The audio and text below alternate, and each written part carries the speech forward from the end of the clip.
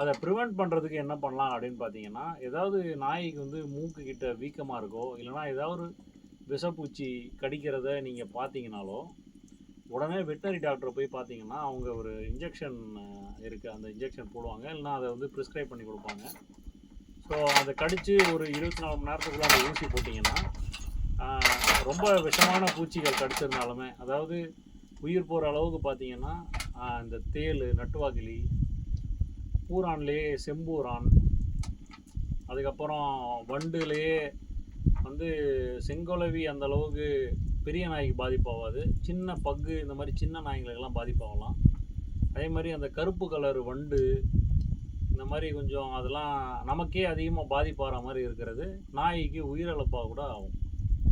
So ஏதோ ஒரு பூச்சி கடிச்சிச்சுன்னா நமக்கு உண்ணாகாது, அதே மாதிரி நாய்க்கும் உண்ணாகாதுன்னு அசால்ட்டாக இருந்தீங்கன்னா அது நாயோட உயிருக்கே ஆபத்து ஆகிறதுக்கு வாய்ப்பு இருக்குது. ஸோ மூஞ்சி வீக்கமாகுது, அந்த மாதிரி அலர்ஜி ரியாக்ஷன் வந்துச்சுன்னா தயவுசெய்து உடனே ஆஸ்பத்திரிக்கு கூப்பிட்டு போய் கொஞ்சம் ட்ரீட்மெண்ட் பாருங்கள். தேங்க்யூ.